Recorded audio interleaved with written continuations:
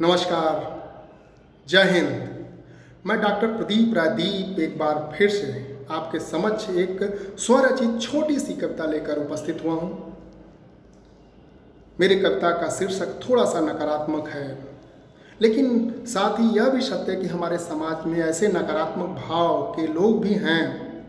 उनकी दृष्टि क्या है, उनका दृष्टिकोण क्या है, उनका नज़रिया क्या है, उनका मनोभाव क्या है, समाज और विश्व को के विषय में सोचने का उनका सलीका तरीका क्या है, उसको जानने का एक छोटा सा प्रयास इस कविता के माध्यम से मैंने किया है। अगर आपको कहीं से भी वो स्पर्श करता है, आप तक सटीक हूबहू जो मैं चाहता हूँ उसी रूप में पहुँच पाता है, तो निश्चित ही हमारे कविता की सार्थकता सिद्ध होगी। कविता का शीर्षक है आत्ममुग्ध। थोड़ा सा यह कर्ण प्रिय कम है, धुन प्रिय कम है, थोड़ा सा तुकांत इसमें कम है, लेकिन शायद ऐसे मनोभावों को उकेरने में, शायद शब्द चित्रण में, ऐसे मनोभावों के शब्द चित्रण करने में थोड़ा सा छोटा सा मेरा प्रयास है। शायद थोड़ा मैं सफल हुआ हूँ, तो आप जरूर हमें सूचित करिएगा। आइए सीधे कविता पर चलते हैं। आत्ममुग्ध न जाने कौन सा यंत्रदर्शी रखते हैं, आत्ममुग्ध न जाने कौन सा यंत्रदर्शी रखते हैं, दीर्घ में लघु बृहद को सूक्ष्म सर्वदा परखते हैं, दीर्घ में लघु बृहद को सूक्ष्म सर्वदा परखते हैं। आत्मदम्भी को लघुता में प्रभुता का एहसास नहीं, आत्मदम्भी को लघुता में प्रभुता का एहसास नहीं, परमाणु के ताकत में तनिक भी विश्वास नहीं, यानी सूक्ष्मता अणुता की ताकत में उनका तनिक भी विश्वास नहीं।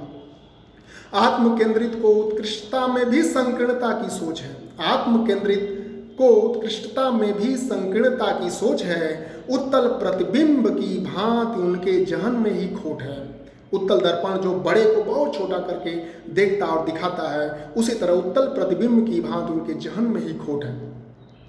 आत्माभिमानी के स्वर में अहम और वहम का ही गीत है, आत्माभिमानी के स्वर में अहम और वहम का ही गीत है। उनके सम्यक जीवन दर्शन पर प्रदर्शन की ही जीत है, उनके संपूर्ण जीवन दर्शन पर प्रदर्शन की ही जीत है, यानी वह दर्शन पर प्रदर्शन को, अपने आभा मंडल पे, अपने साज सज्जा को, प्रदर्शन को ही वरीयता देते हैं। ऐसे लोगों की बात इस पंक्ति के माध्यम से कही गई है।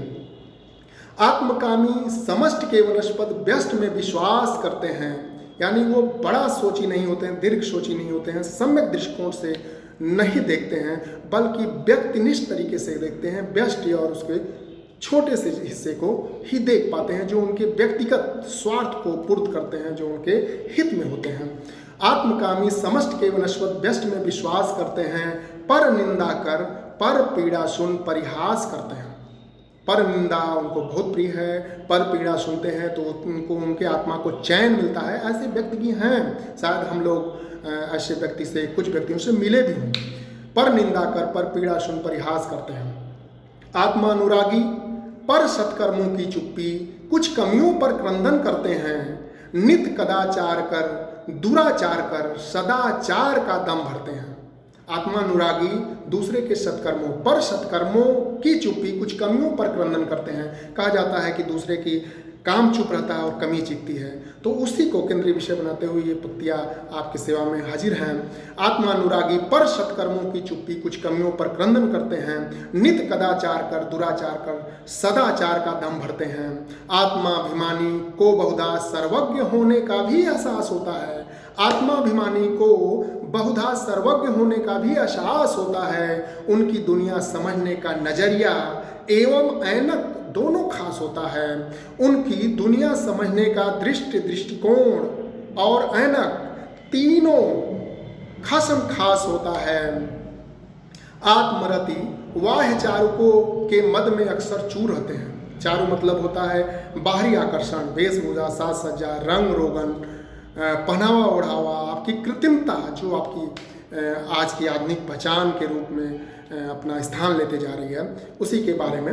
आत्मरति वाह्य चारु के मद में अक्सर चूर रहते हैं, धर्मशील छोड़कर अपने धन बाहुबल पर मगरूर रहते हैं, धर्मशील छोड़कर अपने धन बाहुबल पर मगरूर रहते हैं। शायद उनको धर्म कर्म से मतलब नहीं है, न्याय अन्याय से मतलब नहीं है, सही झूठ से मतलब नहीं है, गुण दोष से मतलब नहीं है। वो अपने स्वहित की पूर्ति के लिए अपना एक नज़रिया रखते हैं। और धन बल बाहुबल पे उनको मगरूर रहते हैं, उनको लगता है कि सब कुछ यही है। जबकि आज कोरोना काल में हम सबके मध्य सच्चाई एक बार फिर से सामने आ चुकी है। आत्मतुष्ट निष्ठुरता से चश्म नम, आत्मतुष्ट निष्ठुरता से चश्म नम, न ही दिल में गम होता है। चश्म मतलब आंखें। आत्मतुष्ट निष्ठुरता से चश्म नम, न ही दिल में गम होता है। स्व की खरोंच भारी, पर छत का एहसास कम होता है। छत मतलब घाव, बहुत बड़ी पीड़ा, बहुत दर्द। पर छत, दूसरे के छत का एहसास कम होता है और स्व की खरोंच भी भारी उन्हें लगती है।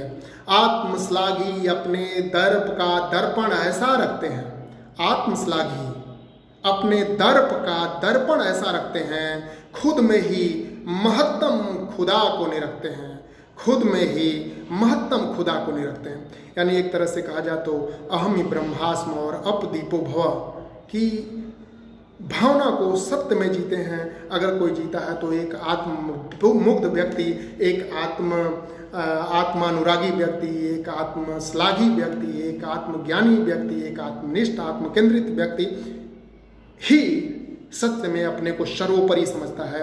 यह आज की सच्चाई है। बहुत बहुत धन्यवाद।